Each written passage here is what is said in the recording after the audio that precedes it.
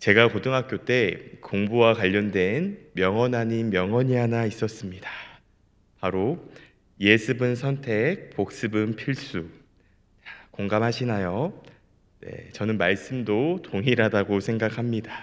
그런 의미에서 지난 토요일 날 나누었던 말씀인 역대하 30장을 잠깐 복습해 보겠습니다. 복습에는 뭐니 해도 퀴즈가 제일 좋은 것 같습니다. 자, 문제 나갑니다. 출애굽 당시 하나님께서 애굽의 초태생 즉 사람의 첫 아이와 짐승의 첫 새끼를 모두 죽이셨으나 문설주에 피를 바른 이스라엘 백성들의 장자는 죽음을 면하게 하신 것을 기억하며 가족들과 함께 나누는 축제인 유로 시작하고 절로 끝나는 세 글자 무엇이었죠? 맞습니다. 바로 유월절입니다. 지난 토요일 유월절을 오늘날의 예배로 보며 함께 말씀을 나누었습니다. 그래서 하나님을 예배할 때 준비된 예배, 기쁨의 예배를 드리자고 했었습니다. 늘 하나님께 이 합당한 예배를 드리는 우리 성도님들이 되시기를 소망합니다. 오늘 함께 보고 있는 역대하 31장을 단독으로 보기보다는 29장부터 이어진 말씀으로 보시면 더욱 좋습니다. 바로 히스기야의 종교개혁이라는 큰 주제 안에서 말이죠. 29장에서 히스기야는 하나님의 성전을 정화하는 작업을 시작했고 30장에서는 온 백성들로 하여금 유월절을 지키게 하였으며 오늘 본문 말씀인 31장에서는 제사장과 레위인의 직책 회복을 통해 종교 개혁을 마무리합니다. 오늘 역대하 31장을 통해 하나님께서 우리에게 주시는 세 가지의 메시지를 함께 나누려고 합니다. 첫 번째, 하나님의 사람은 우상을 제거하는 삶을 살아야 합니다. 본문 말씀 1절에 기록되어 있듯 유월절을 지킨 이스라엘 백성들은 이스라엘 땅 각지에 흩어져 있는 우상과 산당 및 제단 등을 파괴합니다. 이는 더 이상 우상을 숭배하지 않겠다는 의지를 표명한 것입니다. 다시 말해 이스라엘 백성들은 유월절 준수를 통하여 하나님과의 바른 관계를 회복하고 죄와 단절하려는 의지를 보인 것입니다. 성도 여러분, 제가 유월절을 오늘날 무엇으로 본다고 했었죠? 예배죠. 네. 오늘날 예배를 통해 하나님과 관계를 회복한 우리는 내가 가지고 있는 우상을 제거하는 삶을 살아야 합니다. 제가 새벽 예배 때 종종 나누었던 것 같은데요. 우상이란 어떤 이방 종교를 뜻하기도 하지만 하나님보다 내가 더 사랑하는 것이 우상이라고 나누었습니다. 그리고 최근에 발견한 신상 우상이 있는데요. 유를 뜻하는 바로 하나님의 뜻보다 나의 뜻을 더 앞세우는 것입니다. 즉, 내 삶의 주인이 하나님이 아닌 내가 주인 되어 살아가는 것입니다. 물론 하나님께서 우리에게 자유의지를 주셔서 우리는 자유롭게 생각도 하고 자유롭게 행동도 하고 스스로 모든 것을 결정합니다.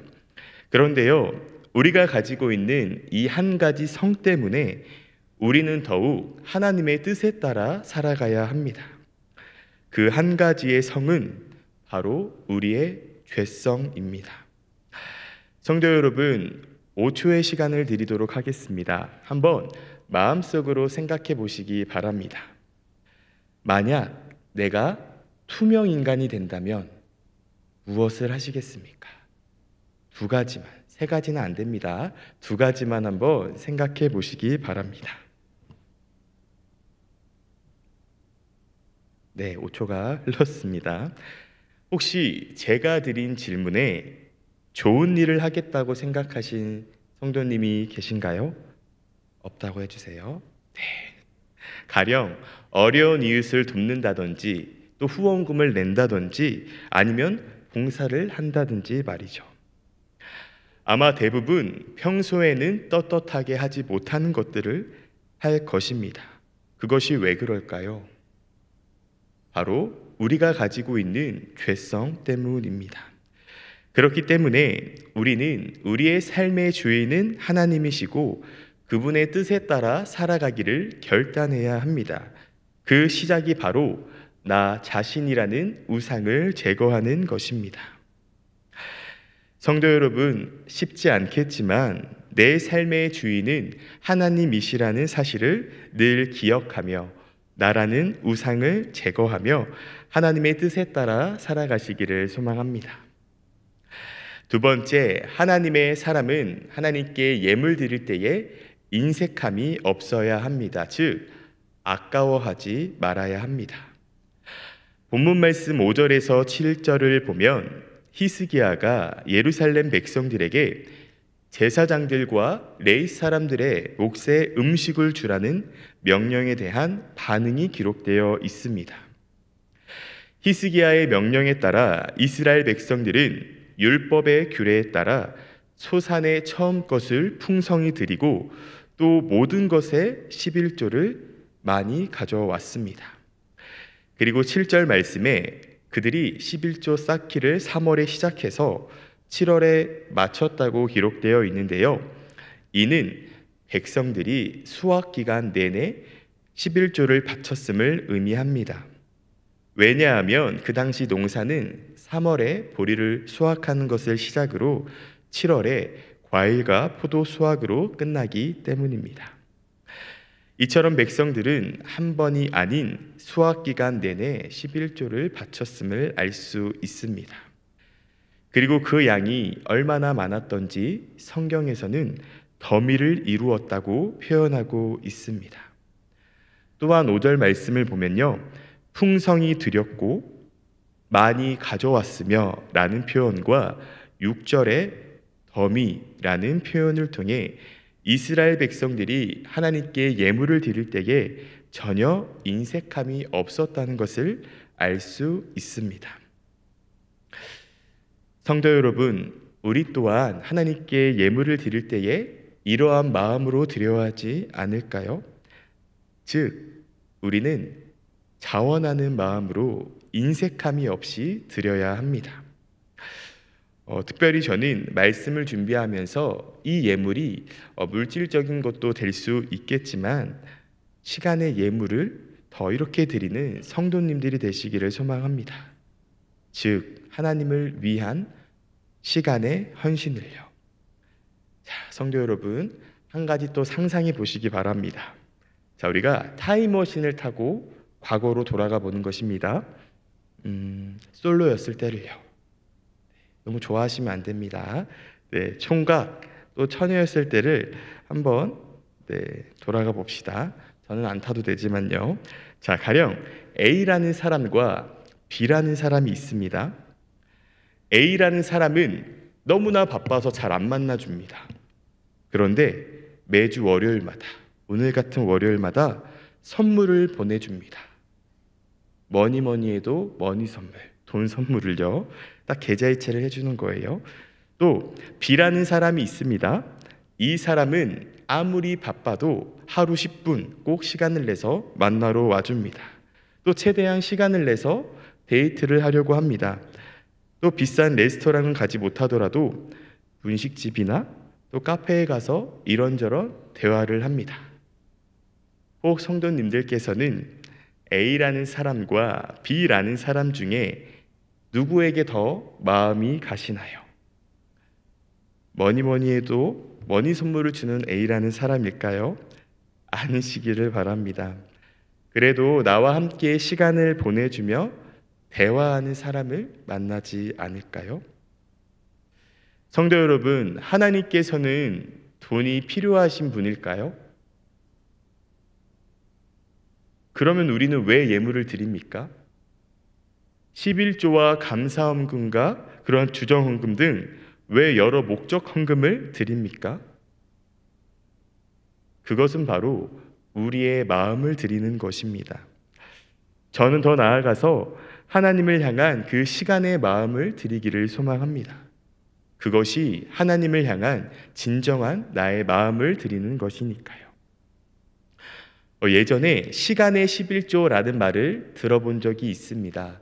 아마 우리 성도님들께서도 한 번쯤은 들어보셨을 것 같은데요.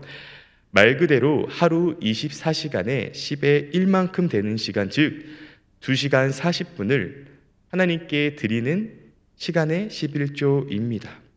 그래서 성경을 읽거나 기도를 하기도 하고요. 또 영성일기를 적거나 하며 시간을 보내는 것이죠. 이와 같이 우리도 한번 이 시간의 11조에 도전하는 것입니다. 그렇다고 당장 하루에 2시간 40분씩 성경을 읽으십시오, 기도하십시오라고 강요하지는 않습니다. 그만큼 하나님께 나의 시간을 드리자는 것입니다. 그런데 이미 너무 잘하고 계십니다. 왜냐하면 이 새벽을 깨워서 나오셨으니까요. 보배로운 성도 여러분, 우리가 물질의 예물뿐만 아니라 시간의 예물, 마음의 예물까지도 주님께 드리는 우리 성도님들이 되시기를 소망합니다. 마지막으로 하나님의 사람은 진실하게 행동해야 합니다. 본문 말씀 20절과 21절의 말씀을 보면요, 히스기야가 하나님 보시기에 선과 정의와 진실함으로 행하였으므로 형통하였다고 기록하고 있습니다. 여기서 선과 정의와 진실함으로 행하였다는 것은 오직 하나님만 섬기며 우상을 타파하고 율법을 준수한 것을 의미합니다. 특히 진실함으로 행하였다는 것은 오직 여호와 하나님만을 신뢰하는 믿음 안에서 행했다는 것입니다. 또한 히스기야가 어떤 개인적인 목적을 가지고 종교개혁을 한 것이 아니라 오직 하나님을 향한 충성심에 근거해서 종교개혁을 시행했다는 것입니다. 즉 진실함은 하나님을 향한 히스기야의 순수한 마음을 드러내고 있습니다. 성도 여러분, 순수하다는 건 무엇일까요? 특히 하나님을 향한 순수함이요. 저는 하나님을 향한 그 순수함이 하나님을 이용하지 않는 것, 또 하나님께 어떤 대가를 바라지 않는 것이라고 생각합니다.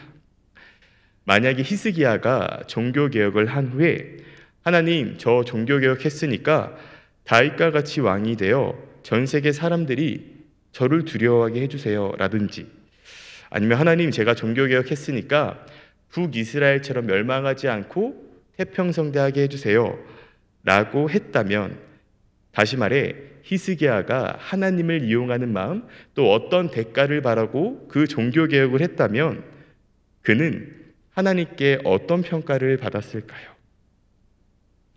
오늘날 많은 사람들은 때로는 하나님을 이용하기도 합니다. 정치적인 부분으로 이용할 수도 있고요. 또 나의 꿈을 이루는데도 이용하기도 합니다. 가령 내가 11조를 잘하면, 감사헌금을 하면, 내가 죄를 조금 덜 지으면 내가 꿈꾸던 인생을 살게 될 거야. 하나님께서 그러한 인생을 살게 해주실 거야 라고요. 성도 여러분들께서는 어떤 마음으로 신앙생활 하십니까? 혹 하나님을 내 인생의 성공을 위해 이용하지는 않으셨나요? 내 자녀의 앞길, 내 사업장, 내 직장 등 말이죠. 혹 그런 분이 계신다면 괜찮습니다.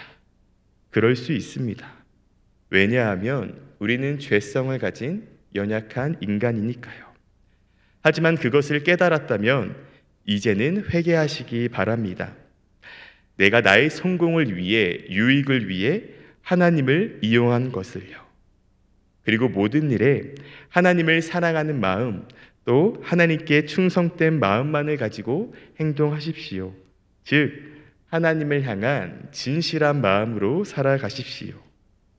하나님은 진실한 자들을 인정하시고 형통케 하십니다. 사랑하는 성도 여러분, 말씀을 정리하겠습니다. 하나님의 사람으로서 늘 내가 가지고 있는 우상을 제거하시기 바랍니다. 때로는 내가 우상이 될 수 있습니다. 그렇기에 내 삶의 주인은 하나님이심을 기억하며 하나님의 음성에 귀 기울이시기를 바랍니다. 그리고 하나님께 물질의 예배 또 시간의 예물을 드릴 때에 인색함이 아닌 기쁨의 마음으로 드리시기를 바랍니다. 왜냐하면 그 모든 것의 주인은 하나님이시기 때문입니다. 우리는 하나님께 받은 것을 다시 돌려드리는 것입니다. 그리고 마지막으로 나의 성공과 유익을 위해 하나님을 이용하는 것이 아니라 오직 진실한 마음, 충성된 마음으로 하나님을 사랑하십시오.